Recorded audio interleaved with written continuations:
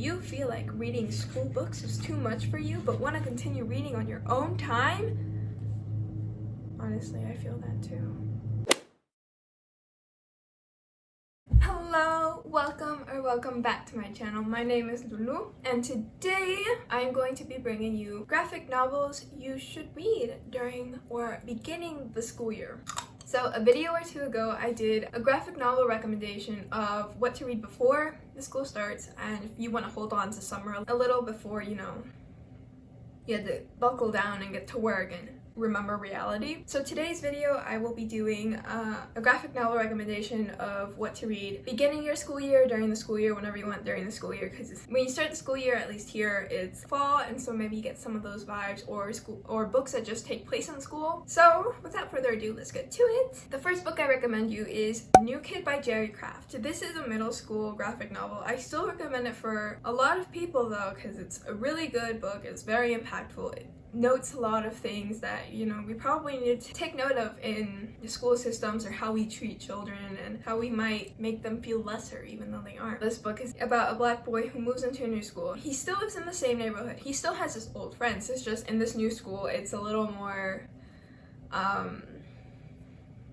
I don't know how to say it, maybe preppy. It's for smarter kids, but really it's for kids that have a little more money. So most of the kids there are white, and obviously he feels a little left out because of this. So this tackles racist remarks in school or gestures and brings awareness to how racism might present itself in schools or at schools for children who are kids of color that go to a predominantly white school. The book is pretty much just his journey and his story throughout his first year or second year of middle school as he moves into this new place. The second book I recommend you is Pumpkinheads by Rainbow Rowell. This one's more of a lighthearted read. Now we're getting into more high schoolish. I'm pretty sure they were seniors whenever this happened. I can't remember. It's about a couple of friends, they're still friends, and then they go out and they work at a pumpkin patch, and they have to do a task. I forgot what that task was, but it pretty much makes them have to run around the whole pumpkin patch together, and they learn more about one another even though they're like besties, I think,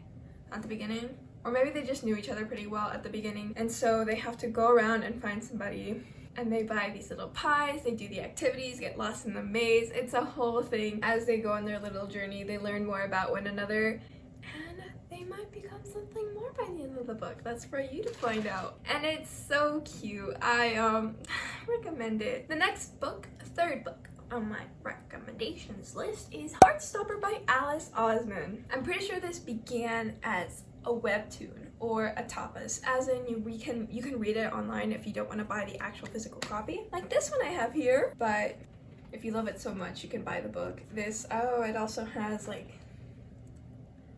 I recommend Heartstopper by Alice Oseman. It's also kind of cute, super nice artwork that I really like. I find it aesthetic. It's a cute romance between these two boys. Go to an all-boys school, so they pretty much have to navigate this relationship. One of them's pretty much out, and the other guy is not ready, but they're willing to go through this relationship. It's really cute. I recommend it. It's a whole series. I haven't even read the next book, but a lot of people have. You've probably seen it all around BookTube. I recommend that book so much. Okay, the next fourth book I have to recommend to you today is Anya's Ghost by Vera. Brosgol. So I'm going off memory. I read this a while ago and I didn't like it then. When I finished it for the first time, I didn't like it. I think it has maybe 1.5 to 3-star rating on my Goodreads review, but the more I think about it, the more I actually kind of appreciate it. So that's why I put it up on the list. If you look at my Goodreads review and you're like, you don't seem to like it that much, but why are you recommending it to me? Because the more I think about it, the more I like it. So it's a girl who comes from a Russian family who stumbles down into a hole and finds a skeleton. And the skeleton has a ghost, and she talks to her for a while, and she notices that, this ghost is okay, but she really wants to get out of her hole because she doesn't want to turn up like this girl who also fell down the same hole and ended up dying. So she does get recovered, but the skeleton... Oh, That's a spoiler. And she somehow doesn't notice that she takes a piece of the skeleton with her. So with the ghost on her side, she notices a lot of things that she didn't know before. She starts taking a lot of decisions that many people don't necessarily appreciate about her, or they start to notice that, you know, I don't know, but she becomes cooler or something. She soon learns that she needs to focus on what she values the most and make sure that those values reflect in her everyday life. So she learns that a month or so with the ghost. Maybe it was a week, I don't remember. But it's a pretty good story. I didn't like it at first, so if you didn't like it either, I want to know why. I kind of forgot why I didn't like it. It's been a while since I've read it as well. Pretty sure it's in black and white, but one of the graphic novels I recommend, and I plan to reread soon. The next book I recommend is True Beauty by Yaongyi. Yaongyi? I'm not very sure how to pronounce her name, I'm sorry. Yaongyi. I'm sorry, I'm so sorry. This is a webtoon. It's an online kind of graphic novel type thing, and if you like drama and feeling mixed emotions about how all of the characters are doing so many weird things, this is the book for you. It's like a whole bunch of, this story just has a whole bunch of cliches and a whole bunch of drama just tossed in there, and you would expect yourself to like not like it because it just keeps going and it keeps snowballing, and then it like turns out that it stops snowballing and then another snowball comes and then it keeps growing. It consists of certain tropes such as a love triangle, a sprinkle of not like other girls, and a new girl type thing, which she transforms herself into something new with her makeup. It's an interesting book if you like those things. If you don't like those things and you're like me and you're like, I don't know why I picked this book up, but the art was really pretty, try it out. You might like it, you might not. You might just be like me and stick to it because you want to know what happens next. Despite all of this, the whole story was actually really fun to read. It's a super cute read. It's so fun. Well, not necessarily cute, but it's really, really fun to read. And it's always fun to come back to it if I ever feel like I need to. If I'm in a reading slump or something. Or just want something quick to read while I'm eating lunch at school. It's about this one girl. Yeah, she feels insecure about herself. They bully her because her eyes aren't big enough. She's a little too chubby. She doesn't quite fit the beauty standard. One day she just watches a whole bunch of videos on how to do her makeup, and then bam, she comes back to school the next year and she's so pretty. She's a complete transformation, 180, and nobody can recognize her. That's how much of a transformation she's had. And although it doesn't necessarily tackle any issues, it certainly does point out a lot of them that we need to be aware of. Even if it's unintentional, I think that the author is just doing this for fun. If she isn't, I'm sorry, but I really do think that there are a couple of things that you could try to do to make it tackling, but it's not necessarily tackling, it's just pointing them out. And then when you point them out, you notice stuff. And then you start tackling the issues, but it's a good start. Points out beauty and beauty standards, boys, bullies, harassment, creepy stalker girls, those stalkers that stalk idols in the K-pop industry, like those type of things. Either way, stalkers are a really big, weird thing to do, and a lot more, but those are just a few that I could name. And I feel like this video is getting too long, so let's move on. The next book I have is Fangirl, the first volume, the manga.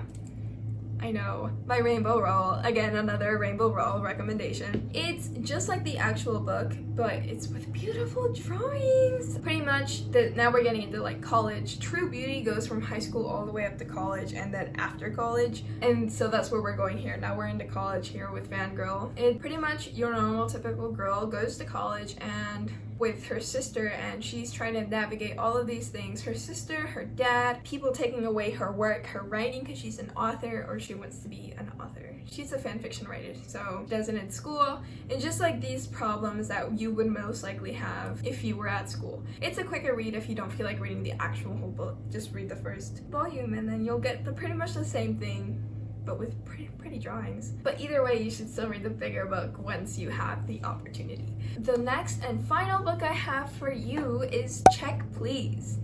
I've only read the first book, which is #hockey, I'm pretty sure, by Ngozi Ukazu. Please tell me I pronounced that correctly. If I haven't, also tell me. It's a little romance between these two boys who were on the same hockey team. I'm not very sure how one of them got on the hockey team, but he's on the hockey team. And he gets better. He's also really cute, and they have the little baking thing. They're so adorable. Just the art is so cute. He also is in his first year of college, and he needs to learn how to navigate that as well. So he's a vlogger or blogger. I don't remember. He's a hockey player. He loves to bake, and all of this. Those are my 7 graphic novel recommendations that I think you should read if you're getting into the school year and you want to keep reading but you don't want to read these really big books, or want some side lighter reading, graphic novels are a great way to go. Tell me what your favorite graphic novel is in the comments below, or if you have any other school graphic novel related recommendations. I would love to read them because yes, I love graphic novels. So I'll see you in the next one. Bye!